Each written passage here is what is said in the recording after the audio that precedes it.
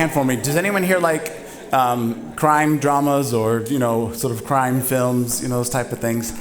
And you got those ones where there's like some investigation, and they always try to get to the truth ultimately. That's the goal. You got to get to like the truth. You got to get to what the real issue of what's going on.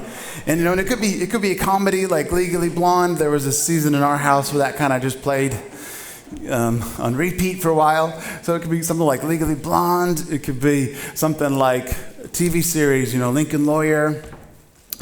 Or it could be something like a big Hollywood heavyweight drama, like, A Few Good Men. You can't handle the truth, right? And the thing is, like, all of these, whether they're a comedy or a series or a big film, like, they all kind of have the same ultimate end goal, which is get to the truth. And then on the way, there's these smoke screens and diversions and little sideways paths that people go on, and they try to, duck and dive and a bit of weave in and a bit of this and that, but ultimately you get to the truth. Now the truth, I don't know if you know this, but the truth is one of the most liberating and powerful tools in our arsenal. Truth is one of the most liberating and powerful tools in our arsenal. Okay, just think about like this for as an option. Let's say you've got something that's happening physically with your health and you're not sure what it is. And you go see the GP and he or she refers you and do some more tests. And as soon as you get the accurate diagnosis, it is the most freeing and liberating and empowering thing, because you can finally deal with something that you knew was there, but you didn't quite know what it was. See, truth in our lives, truth is one of the most powerful things that we have available, if you like. Now, you might be new to faith, you might be a bit unsure about faith, you might be a staunch believer, follower of Jesus, and wherever you are in your faith journey, truth is something that is empowering. But if truth is so empowering and so helpful, then why do we, as human beings, sort of duck and dive, wiggle and weave as much as possible? I mean, when it comes to sometimes when we get challenged about things, it's sort of like, we just want to throw up some smoke screens, throw up some excuses, because, let's be honest, it's always somebody else's fault. Always, right? Come on. If you're not sure, it is, okay? It's just always someone else's fault. It's easier to blame somebody else. We blame our teachers because they didn't prepare us well enough for the exams. We just blame everybody. We blame what's going on in the workplace. We're late. We don't say, I'm sorry that I showed up late. We blame the traffic. We just blame things all the time. We live in an environment and in a culture where we just blame all the time, don't we? We dodge it quite a bit, and I just sort of think, well, why do we behave like this? Why do we do it? We make it somebody else's issue, not our own issue. So why do we do this? At the moment we've been doing a series, and today's the final one in this, and wrapping it up today, about winning the war in our minds and the stuff that we've got going on. And if you've missed any of these messages, I'd encourage you. You can catch them online, catch them on our YouTube channel. It's the easiest way to stay in touch and catch up with what we've been talking about. And we want our messages to be helpful and hopeful. Everything we do, we want it to be helpful and hopeful. And I hope that this series has been helpful and hopeful. But it's all about this stuff that goes on in our heads, these things that we battle with and wrestle with that we actually need to address. And so today what I want to do is look at this sort of question. Where do these false beliefs come from? Why are they so powerful? And what do we do about them? This is sort of where we want to go with it. And I'm grateful as a local church, we're part of a wider network of churches, and we've got some resources from other churches that support us. And there's a lady named Elaine Scott who's done some teaching, some research in some of this stuff. And so I'm heavily reliant on a lot of resources that she's prepared today. So it's just total being truthful and transparent. But I'm totally grateful for that to resource us as a local church. And she's done a lot of this work, if you like. And some of it, if you've done business management or if you've done psychology at school, then you're actually going to recognize quite a few of the things that we're going to start by talking off this morning. But we just want to say at the outset, let's be really truthful. We all have needs. Okay, we all have ingrained, hardwired needs. So we're going to, thinking through this filter where these false beliefs come, what do we do about them? We've all got these hardwired needs. And an easy way to remember it, the researchers and the behavioral psychologists and business managers, they break it up into these three sort of categories. You've got security, satisfaction, and significance. Now, these are neutral. They're not right or wrong. They're not good or bad. They're just human hardwired needs. You're made this way. You're made to have the feeling and knowing that you're secure, and sort of your love, acceptance, your belonging, your satisfaction, that you have fulfillment and contentment in what you do. Significance, to know that your life matters, that I have value intrinsically and I have worth. Psychologists and researchers who look at human studies, they say that these are core things that we all have, regardless of your gender, regardless of where you were born, regardless of nationality. As a human species, we all have these ingrained, hardwired, it's part of who we are, and they're good things because this is the way God made us. We all have these drivers, if you like, these drivers for these things. And they're powerful needs. They're powerful feelings. They're very, very powerful in our lives. And we can use these, rightly or wrongly, to impact or shape our identity, who we are. We can use them to sort of drive that. And when we do that, when we link it tightly into our identity and who we are, we tend to do whatever we can, whatever we want to get our needs met. Now, if you're hungry, you will try to go find some food. So that's just the way it is. So when we have needs, as a species, as a human being, when we have needs, we'll do something to try to meet those needs. Sometimes it's subconscious, sometimes it's not. We do it without even realizing it, because you need to breathe, but you haven't been thinking about breathing all day. Unless, of course, you've got some problems with your lungs and you had to have a couple puffs on your asthma inhaler or something, right? See, we have needs, and sometimes we do something about them consciously, like we're hungry and we get food, and we have needs like we need to breathe, and sometimes we do things unconsciously because we just breathe, because it's just what we've done for so long, we just don't even have to think about meeting that need. But these needs can drive our identities. So we're going to dig into a little bit of how, give some examples of how that works. So example, like let's say your significance, you see that significance for you is your major driver, your major sort of thing that you need to your life. It's not a bad thing. This is a common thing. We all need to feel significant, you know. But if this need is what you base your identity on, what could happen is you could look at somebody, let's say in the office place, and this person is funny, and they're a bit more popular, and they've got like more friends, and you just look at this person and you think, I wish I was more like them. You know, I wish I could tell jokes as well as Joel does. If only my jokes were so bad that I could one day be in the league of Joel's jokes. Right, no, like you look at somebody else and you think, if only I was like them, if I could be funny like them, then I'd be popular like them. And then in your pursuit to be significant, you try to be more funny. Okay, no, that's a silly example, but what if your significance is based on how skinny you are?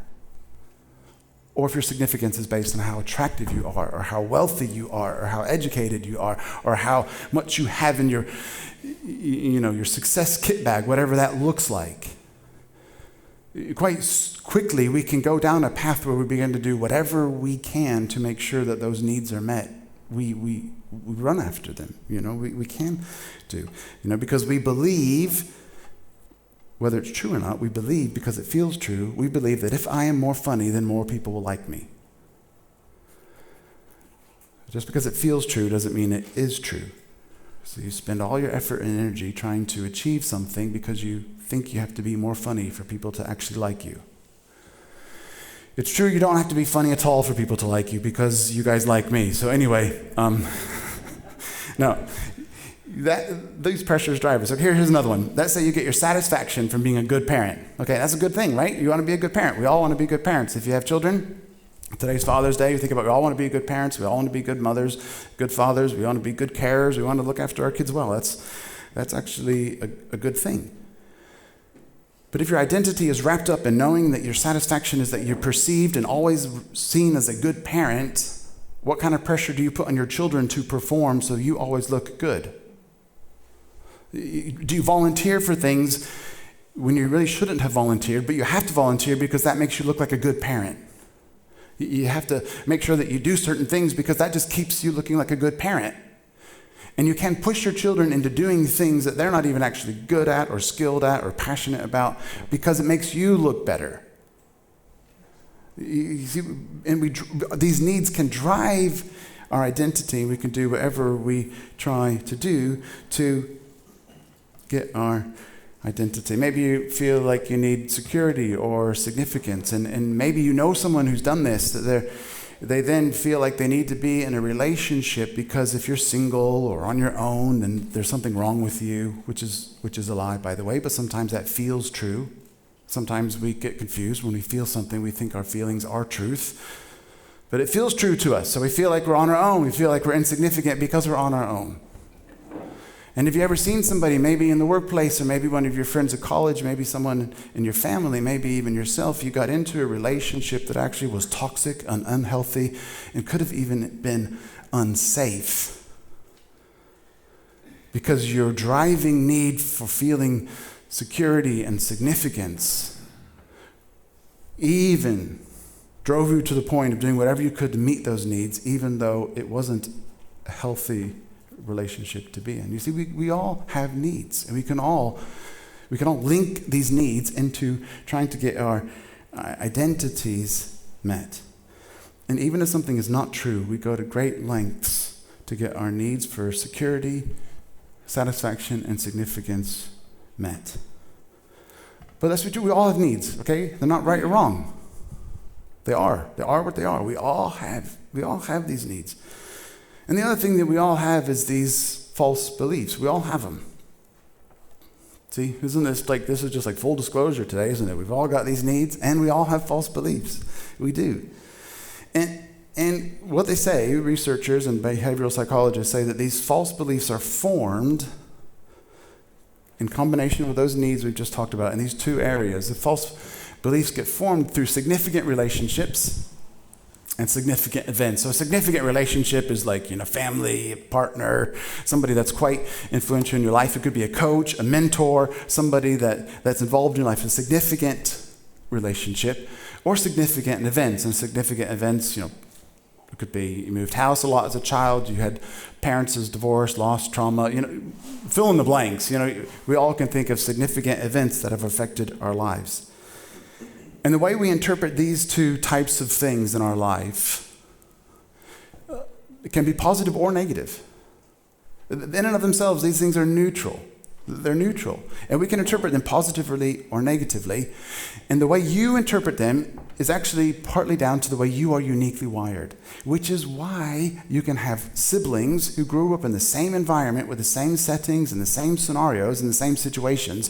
And one sibling can come out feeling certain things about the situation, and another sibling can come out feeling something totally different. It's because you're uniquely wired. You have your own filter, your own way that you process and work through events. So it's not like you're cookie cutters, and so people can experience the same event and have the same significant relationships, and yet the outcome and how we interpret it and how it affects our lives can be totally different. It just is, and it's the way you're made. It's the way to be totally different. Now, they also say, they being this mysterious body of the behavioral psychologists that I keep referring to, just imagine them sitting at a table somewhere doing research. Anyway, they say that when these are strongest is when we're most formative. So our formative years, that's like birth to 18. So 0 to 18 years, these are the most formative years. So here's some examples. Let's say you had a home life that was unpredictable. And you learned early on that, when I come home, it makes a real difference to how safe I feel. So maybe you'd stay out longer in the day and make sure that by the time you got home, it was later in the evening and things might have settled down a bit. Maybe you had someone in your life that that he or she was actually a chaotic person in your upbringing, and you knew that the best thing to do was to try to avoid them. And maybe you would readjust the way you did things. And maybe you did it even over time without even consciously being aware that you did these adjustments. And it's possible. It could, again, you're not cookie cutters. We are human beings. We are not like an assembly line somewhere, just being churned out in identical ways. But it's possible that of course, you needed to feel safe. You needed to feel secure. Those are human needs. We all need to feel that. And you then, therefore, did something about it. And as you got older, you grew up, and you felt like, for me to feel safe and secure, I must be in control of everything. And you could grow up being an individual or a person that feels like you have to control everything. And change isn't good, because change is not right. Change is not controllable. Change is not what I need to do. And so, therefore, you make adjustments to your life, because that's how you base your life. So you might have developed a false belief that in order for me to be secure or safe, I have to be in control. So that's the way you function. That's the way you do things. Okay. Here's another one. That's a bit like, we all understand bad examples, but what about more positive examples? So you have some parents that love you so much. They love you so much. Your parents are just like your most amazing cheerleaders. Like, they're just like, they're playing the trumpets, the trombones, they're banging the drums, because they just think you're amazing and you're wonderful. I mean, you fart and it's like rainbows and flowers, right? I mean, they just think you can do nothing wrong. I don't know if you've been to a church that said the F word, fart. Anyway, moving on before I get in more trouble. Anyway, so your parents thought you're so amazing. You come up with ideas, and they just think, oh, you're wonderful, and you're just so great, and you're so... And your parents also didn't want you to sort of suffer things, because they knew in their life is hard, and they don't want you to have any problems. So you fall over, and they pick you up, and they make sure that everything's fixed for you and sorted for you. And then as you get older, you realize that your mom and dad are always there to do everything for you. And what can happen is we can grow up, and it was meant to be good. It's meant to just be helpful and loving and kind and caring, because that was what it was. That was the environment. We all want an environment that's safe like that, don't we? But we could grow up as adults and be people that think somebody else will always bail me out. We could. We could interpret it that way. We could interpret it in such a way that as soon as we hit rough patches and struggles in our life, we think somebody else is always to blame, and somebody else is always there to fix it for me. Because in the environment that I was nurtured in, and the environment I grew up in, it was always like, there's no problems, there's no issues. Maybe I think in the workplace, every single one of my ideas is amazing. Because I never learned growing up that some of my ideas are stupid. Okay? So these things happen, they're neutral. I gave an example, positive and a negative type of upbringing example, that both examples influence us, and both examples influence our identity, and we could set up the false belief as we get older that basically everything I do is wonderful, or somebody else will always fix it for me. We could feel that that's the false sort of belief that we grow up with, So I want to make it personal. I'll give you some abstract concepts. I want to make it personal. And it's because we're looking at how does this stuff in our head, the noises in our head, the stuff that influences the voices we say to ourselves, how do they get so strong? How are they impacted in our life? And how do we deal with them? Yeah. So I want to make it personal. So when I was about 14, my mother, who was pregnant at the time, was having some really bad issues with her back. So they weren't sure what was going on. It was she was probably 7 or 8 months pregnant at the time. And for those of you who know what a 7 or 8 month old pregnant woman is like, you probably just need to give them as much space and support as possible, because they're sort of getting to the end of the pregnancy. And so she was uncomfortable anyway with being pregnant, and she just wanted to kind of figure out what was going on. Now, they couldn't do quite as many tests as they wanted to do, because of course there's a new baby coming along. So what are we going to do? So she went to the hospital to have my little sister, and my sister was born. And, you should have gone in the hospital, and then, the next day you sort of come out. But she knew she was going to be in for a couple days at least, because they wanted to start running some tests, do a bit more investigations when the baby was out. So after Rebecca was born, then they were going to be in a hospital for a while, and they started running some tests. And what should have been a short stay of a couple days ended up being a longer stay. I don't know how long it was. Anyway, it was longer than it should have been. And they figured out, actually, you have a rare type of bone cancer. Or it could be a blood cancer, we're not sure. But something's happening in your body that we don't know what's going on, so we have to do some more tests. Now, they moved her from a maternity ward, where you have your new baby, to an oncology ward, where you're not allowed babies. So as a 14, 15-year-old, I had my little sister Rebecca at home with me. Now, in the States, I don't know if it's different now, of course it might be, you didn't really get like sick pay and support like that. So my dad had to go back to work, and that's the right thing. Of course he did. He went to work, he paid the bills, he was working hard, he had a good job, he's a professional structural engineer, it's what he had to do. He had to go get stuff done. He didn't have any more time to take off. And I had a little baby at home who wanted her mother, who didn't know how to feed from a bottle. So I made the bottles.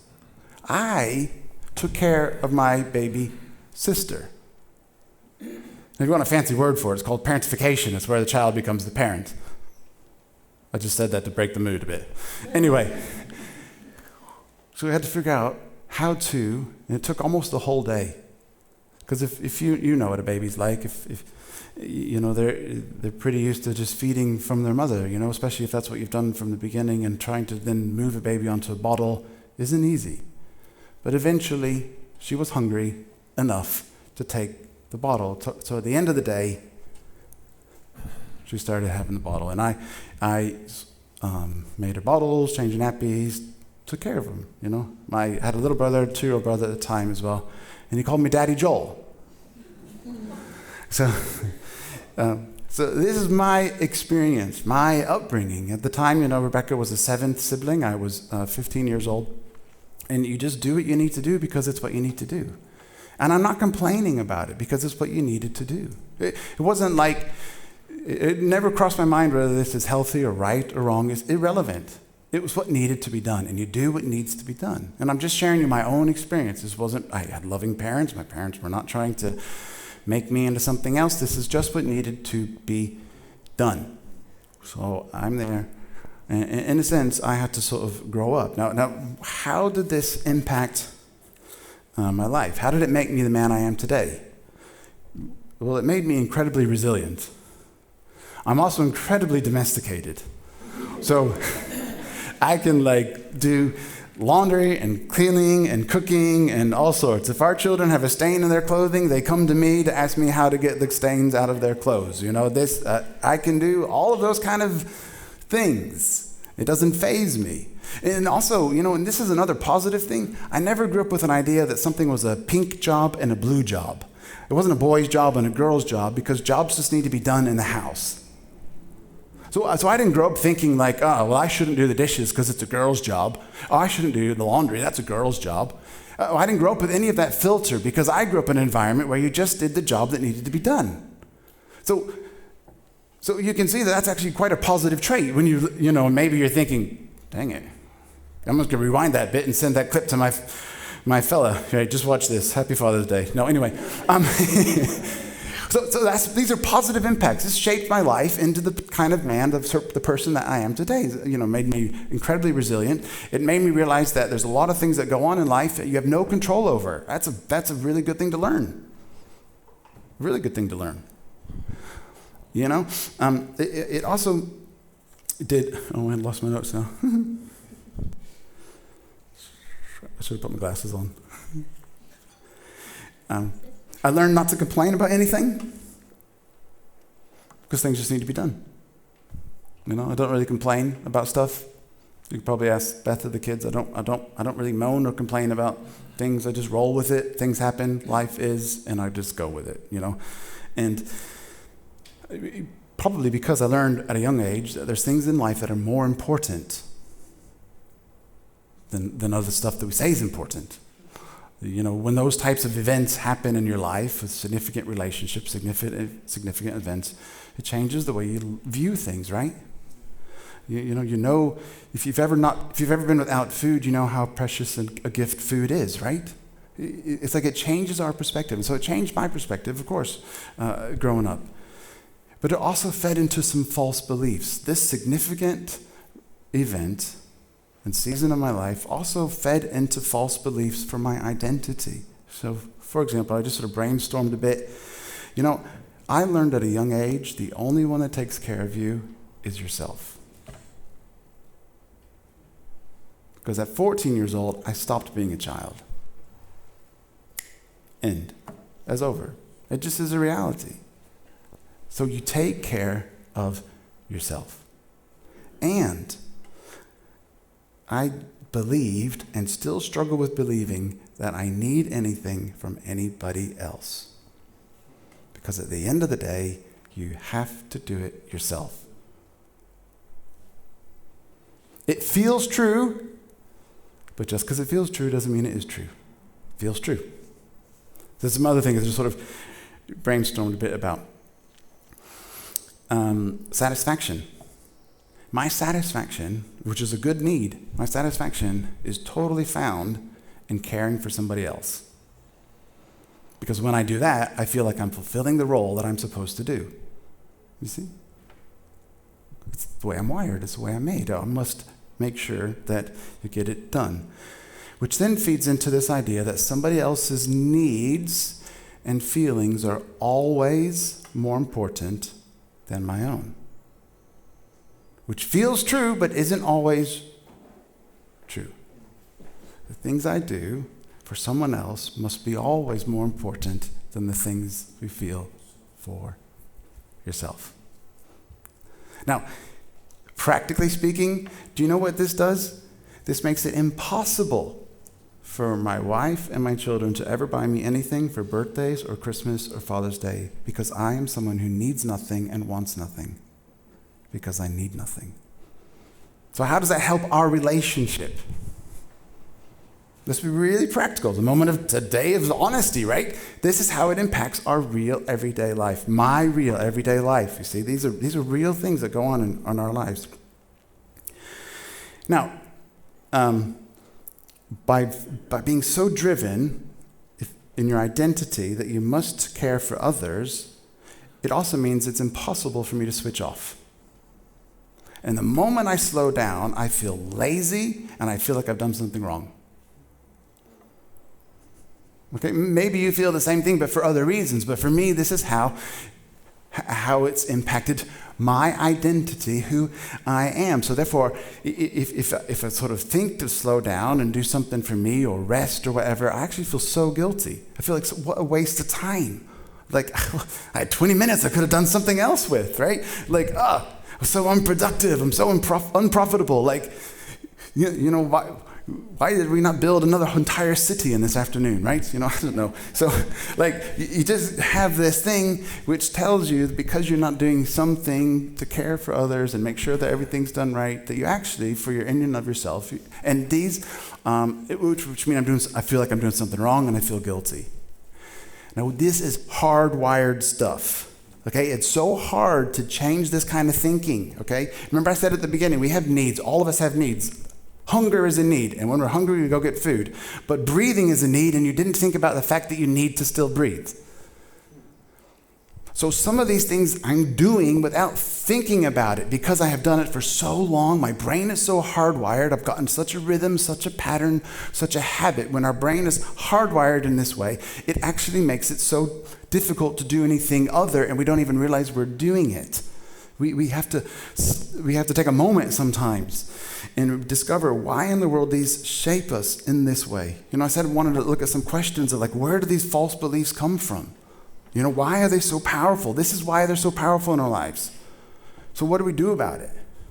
You know, what are we actually going to do to rework and rewire and help us to think about it? So what do we actually do about them? What are we going to do about it? And the first thing, as we said it on the first Sunday, if you're going to face it, you have to name it. If you're going to face it, you have to name it.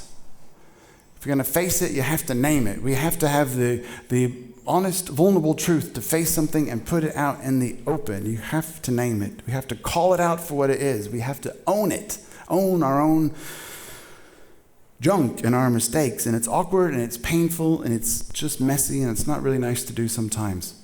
But we have to name it. We have to name it. If you want to face it, we have to name it.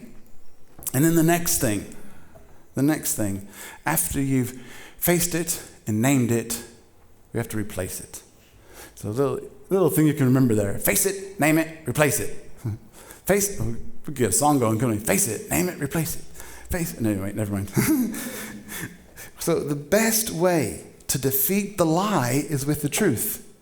And you already know this. Maybe you're a follower of Jesus, maybe you're not, but you already know this because you told me at the beginning that you like to watch crime dramas.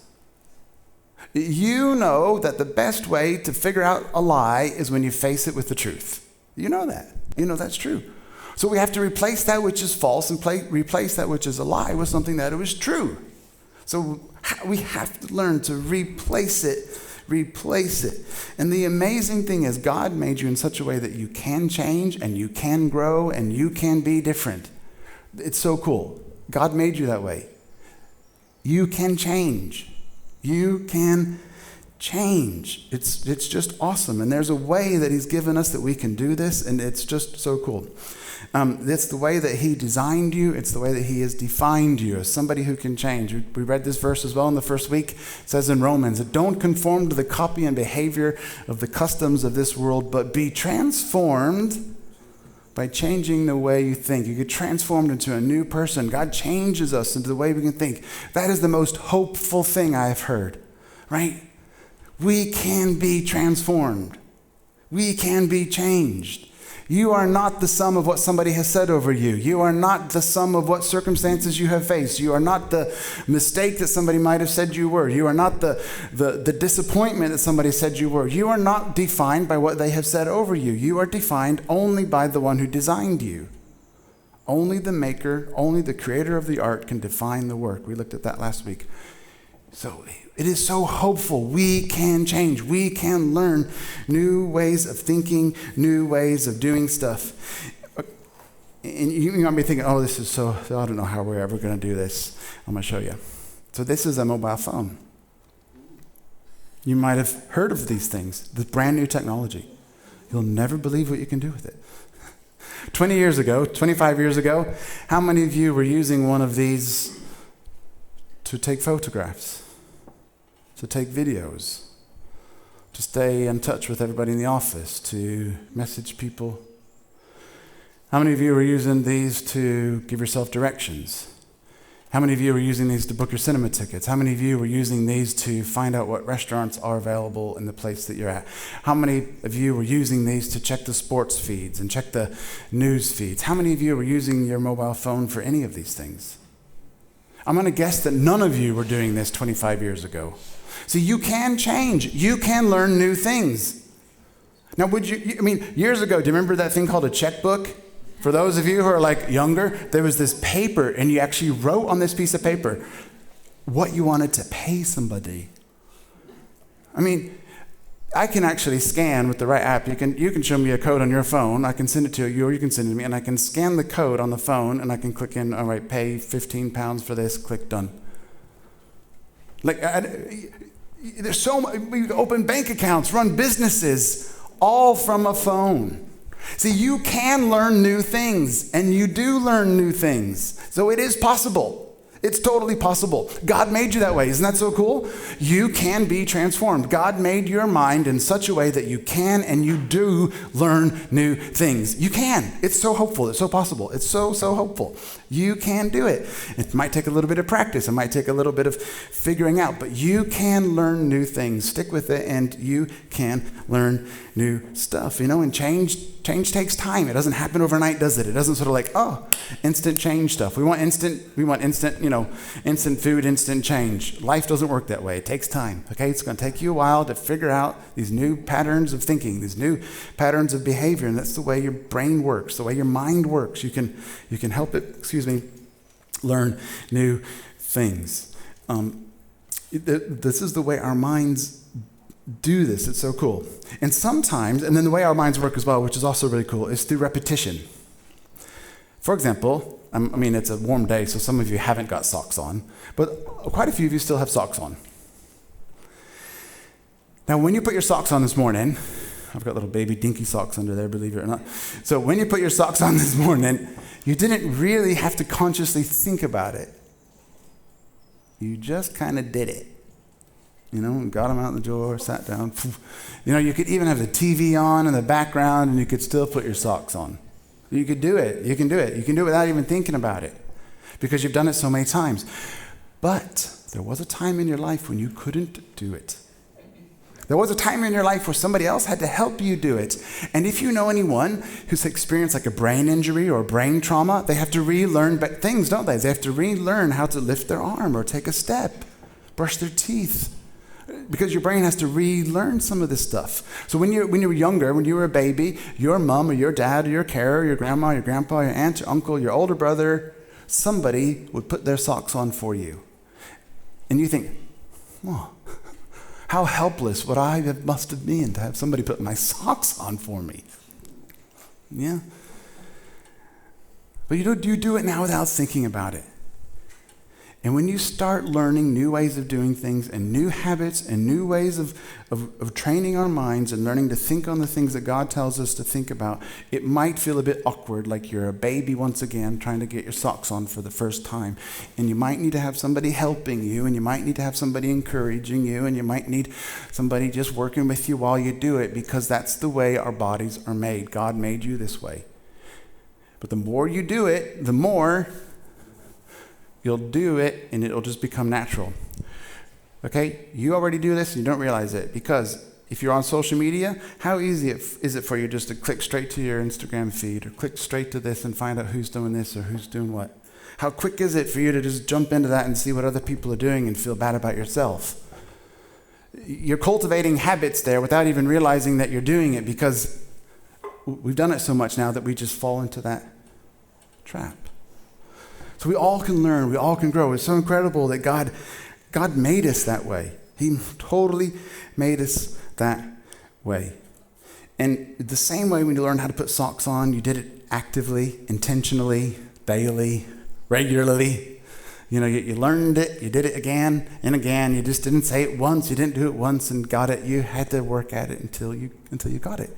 And that's the way our brains and our minds work. We do it actively and consistently, and be daily. So I want to encourage us to be daily alert for these false beliefs that come into our minds, these false things, this noise in our heads that's going on. And we have to learn how to start countering them and addressing them.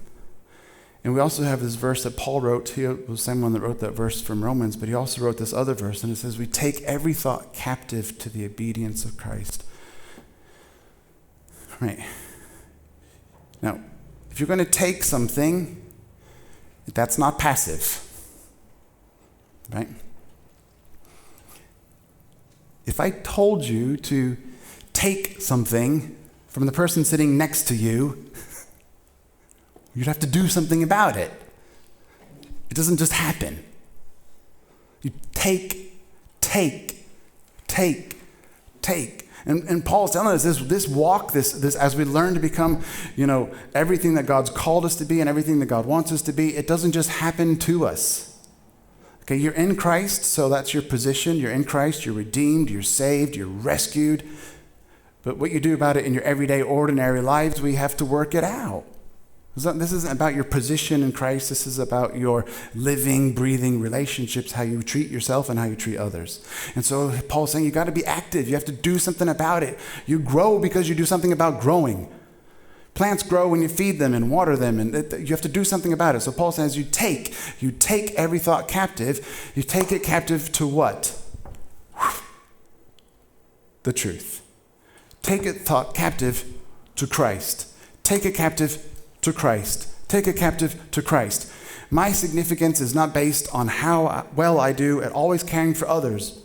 My security is not so based that I don't need anybody else. I take that false belief and I look at it in light of Christ. I feel guilty for taking a break, and I take it to Christ, and he says, take a break. No, but I feel guilty. There's no guilt because you're in Jesus. There's no condemnation. I take the thought captive and I take it to Christ. I'm so worried about what's going on in my life. I'm so anxious about my future. I take it to Christ. I don't know what's going to happen. I don't know what we're going to do. I just don't. Take it to Christ. Take. Get in the habit of taking. We mustn't be passive people. Passivity won't help anybody. Look at history and politics. People that stood by while other people were mistreated. Passivity helps nobody. Passivity just, right? We have to be active. So we take every thought captive to what God says about us. We replace the false beliefs with true beliefs. And here's the amazing thing about the truth of God. It's true on your best day and your worst day. God's truth is true when you feel like a failure, and it's true when you feel like a success. It's true when you feel like you've made mistakes and got it wrong, and it's true when you've got it right. The truth isn't dependent on us because it's the truth. It's the truth. The truth is the truth. God's truth doesn't change. God's truth is fixed. God's truth is permanent. And this will help us as we learn to be transformed and grow. I mean, God's truth is true when you're tired. It's true when you're full of energy. It's true when you're at the end of yourself and worn out. And it's true when you're ready to go. It's true when you're feeling sad and depressed. And it's true when you're feeling happy and excited. His truth is not dependent on my feelings. His truth is not dependent on my behavior. His truth is not dependent on my choices. His truth is the truth. The truth doesn't change. And therefore, as I begin to learn and grow, I take the false beliefs captive and I line them up to Christ. Now we've got to do something really practical. There's some buckets at the end of each of the aisles. And in the bucket, there's a card. So if you could pass them around, there's 4 in the room. And it's got some little cards there. I just wanted to give us something really practical that you can take away, and actually work through this. Do something about it. Work it through when you get home. Work it through. Chat it through with somebody. Chat it through with somebody in your small group. You might have somebody in your life that you trust. You might have a close family member, somebody that you can speak to, partner, family member, whatever. And we've got 2 things here. And on the first side of the page, we've got significant life events. And we've got significant relationships. And you can just read through it, and you can maybe think about which ones you might have in your life, which ones you might have experienced. So just brainstormed a bunch of stuff. And then beside that, it says, is there a false belief that has been created or reinforced on the back of one of these life events or relationships? And so you can contrast the two. So this significant life event and relationship has impacted this belief. And then on the other side of the card, flip it around, on the other side, it's got replacing false beliefs with truth. It's got that verse there. We are taking every thought captive to the obedience of Christ. And there's just a handful of statements that says, the first one, I can't change. I'm always going to be this way. Maybe you feel that way about yourself. Maybe you have felt that way. Maybe someone's told you that. Maybe a teacher or parent or loved one said that to you. You're never going to change. You'll always be like this. When will you ever learn? When will you ever grow up? When will you ever... You've just heard that we can grow, we can learn. You know the truth now. Your brain has been made that way. And the truth from Christ says, he who began a good work in you is faithful to complete it until the end. He who began a good work in you is faithful to complete it. That's the truth. It doesn't say the work's finished. It says he began the work and he's going to finish it. So the lie of someone saying to you that you're no good, you can never change, you'll never be this, you'll never be that, you take that and you bring it back to the truth. Boom. Boom. Here's what God says about me. The truth is the truth. God's truth does not change, will not change, never changes. Yeah. So there's just a few, and this isn't exhaustive. There's just a few on there, and you can write down some others to make it personal. I want to just encourage us as we sort of wrap up this series. We wanted to make this sort of section, this little series, quite practical, quite personal, quite sort of specific in what we deal with in life. And there's a reason that we do that sometimes here at New Life Church. We really want to just, as I said at the beginning, make sure what we talk about is helpful and hopeful. It has to be helpful for your life and it has to give you hope in your life. And we want to do things that actually are equipping. But more than that, we do it because we believe Jesus loves you so incredibly much. He loves you so much that he doesn't want to see you stay the way you are. He loves you so much. He loves us so much because he gave his son for you. He gave his very life for you to say that you're actually worth something, that you're significant, and then had nothing to do with your behavior, had nothing to do with anything that you achieved. It was all because of what he has done. So we want to just share the gift of good news, the gift of Jesus, because Jesus transformed our lives, and therefore we must learn to love others the same way that he loved us. So we do these series, we want to do things that are practical, helpful, and hopeful. But beyond that, behind that, our basic reasoning of doing this is because Jesus loves you so much. He loves you incredibly much. So much so that he wants to be your source of your security, your satisfaction, and your significance. He believes in you that you can thrive and grow and be everything that he designed you to be. And we believe that Jesus helps us in our everyday lives. He helps us just learn how to get life better, really. He helps us learn how to do that. So I want to pray for you as we close. And if we have any questions, come chat to me at the end, or maybe your fuse group leaders, but let's just wrap up now.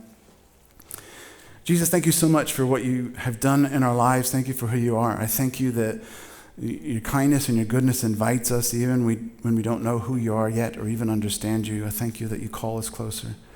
I thank you that you speak truth over us. I thank you that you've loved us before we did anything to deserve love. I thank you so much for that.